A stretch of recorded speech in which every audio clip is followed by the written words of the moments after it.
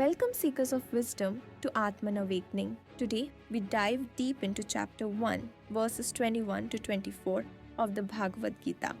Let's explore the three states of mind and Krishna's transcendent way. As the sun began to rise over the vast fields of Kurukshetra, the feeling of an important moment filled the air. Brave and strong warriors from both sides stood ready, prepared for a battle that would be remembered forever. In this tense atmosphere, one chariot stood out, shining brightly, decorated with the powerful emblem of Hanuman, symbolizing courage and strength. This was not just a war chariot, it carried a divine purpose. Arjuna, the warrior prince, sat on it, his mind strong but his heart conflicted. Guiding the chariot was none other than Sri Krishna, the Supreme Lord himself, who, despite his divine status, had taken the humble role of Arjuna's charioteer. This was not an ordinary connection.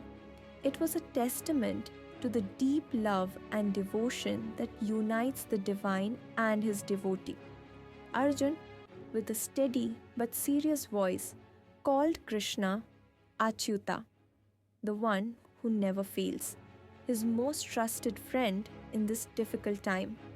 He said, "Krishna, take our chariot to the middle of the battlefield, between the two armies. I want to see the people who have joined the evil son of Dhritarashtra, those who, driven by desire and greed, have chosen the path of unrighteousness."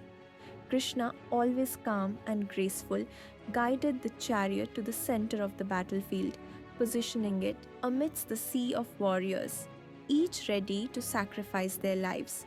This act, though it seemed simple, was a powerful message. It was a direct encounter with the harsh reality of the war ahead. Krishna, the Supreme Soul, taking on the role of a simple charioteer, is a powerful example of divine humility. As in Bhagavatam, Krishna beautifully says, "Even though I am completely independent, I become bound by the love of my devotees. They are very precious to me, and I feel indebted to them for their love."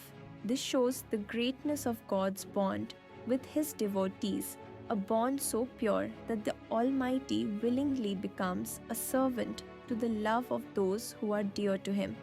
Returning to the battlefield, Krishna calmly stopped the chariot in between the two mighty armies. There they stood, Arjuna representing human courage, and Krishna, the supreme guide, facing the powerful forces of unrighteousness. It was the calm before the storm, the quiet moment before the battle that would shape the future for generations. Reflecting on the above verse, let us understand what's actually Arjuna meant to Krishna here. Atman Awakening, understanding the three states of mind and Krishna's transcendent way.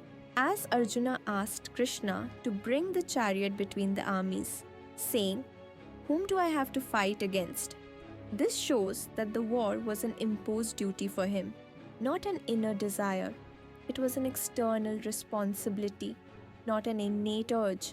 Because a person who is himself eager for war doesn't care whether the opponent is ready for battle or not. A person eager for war is blind. He doesn't see the enemy, he projects the enemy. He doesn't want to see the enemy. For him, whoever appears is an enemy. He doesn't need to see the enemy. He creates the enemy. He imposes enmity. When war is inside, an enemy appears outside. When there is no war inside, then you have to investigate who is eager to fight and who is engaged in war. So Arjuna tells Krishna, "Place me at a point where I can see those who have come here, eager for battle." This also reflects a crucial rule of war: knowing your enemy before facing them. Recognizing the opponent correctly is the key to victory.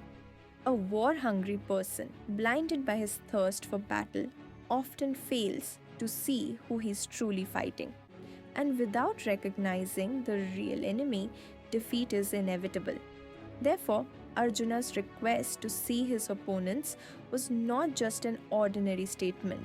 It was a profound step towards understanding the battle he was about to face. Here we have to also note that when we are angry, our ability to observe will be at lowest.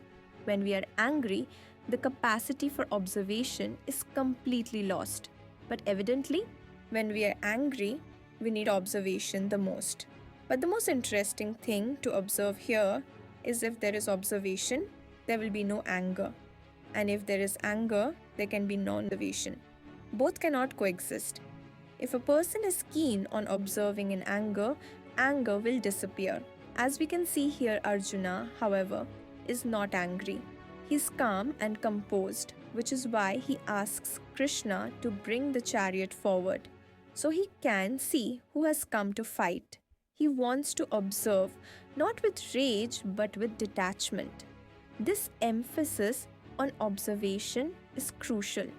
Whether the battle is against external enemies or inner conflicts, proper observation is the first rule.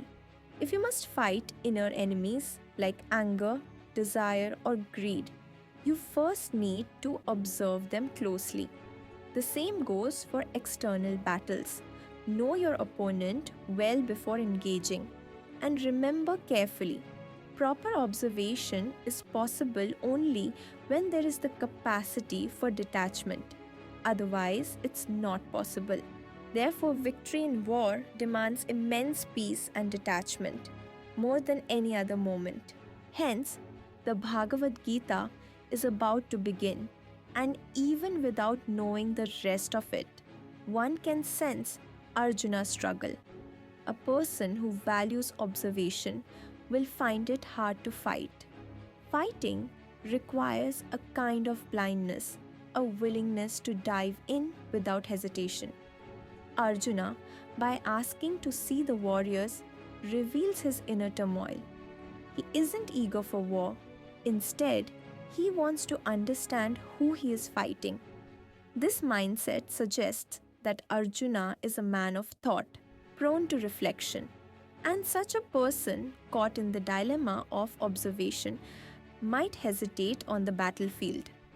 When he sees the futility and meaninglessness of war, he might step back, questioning the very purpose of fighting.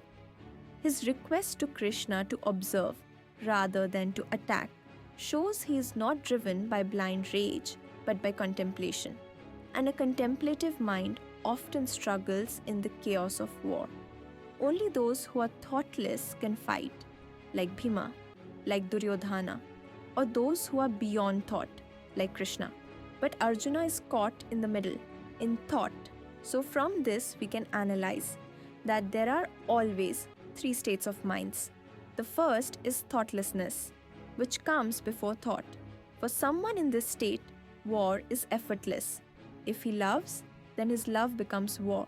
If he loves, it ultimately results in hatred, because love is already there, only hatred is left to sense. If he makes friends, it becomes just a step towards enmity, because to make an enemy, first one needs to make a friend. Without making a friend, it is difficult to make an enemy. The thoughtless mind even makes friends, but it results in enmity. War is natural. Because there is no thought, just sheer emotions are at play. And emotions are like pendulum. When one end is met, then automatically opposite end is made. The second state is thought. It's full of doubt and hesitation, always wavering. Arjuna is here. He wants to observe, understand, and then decide. But has anyone ever entered a war after understanding it? By seeing clearly, one can only run away from war, not enter it. The third state is being beyond thought, where Krishna stands. This is not thoughtlessness, but a transcendence of thought. It may seem similar to the first state, but it's fundamentally different. While thoughtlessness leads to chaos, being beyond thought comes from seeing through the futility of all things: life, love, family, wealth, the world, even war itself. Thought eventually shows the emptiness of everything, and then finally, the futility of thought itself. When one transcends this, they become beyond thought, like Krishna. In this state, anything is possible, just like it was for the thoughtless. But now the quality changes. It's a deeper understanding, a freedom beyond the limitations of the mind. This is where Krishna resides, beyond the conflict and turmoil that grips Arjuna. A child and a saint might seem similar, but their innocence is different. A child is like a dormant volcano. Everything is suppressed inside, waiting to erupt. Anger, desire, and enmity are all seeds preparing to sprout. A child's innocence is just on the surface, while deep inside, it's a ticking time bomb. But a saint has gone beyond this. All the seeds of desire and anger have sprouted, become futile, and fallen away. Nothing remains inside. The eyes have regained their simplicity, and true innocence is restored. This is why Jesus said that only those who are like children can enter the kingdom of heaven.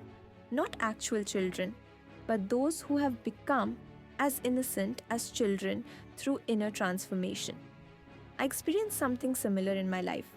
I once entered a relationship out of sheer emotion, thoughtless, and unaware. It was beautiful until I started thinking about the future.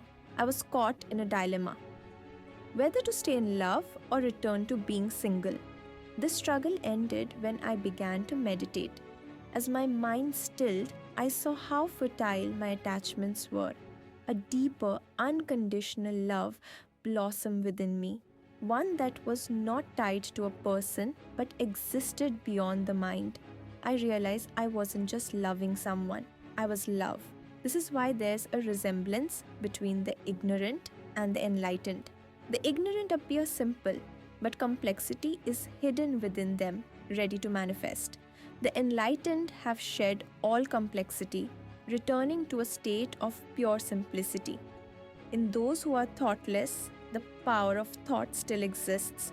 They can think, they will think. But those who are beyond thought have transcended it. They have reached a state of meditation, a state of samadhi.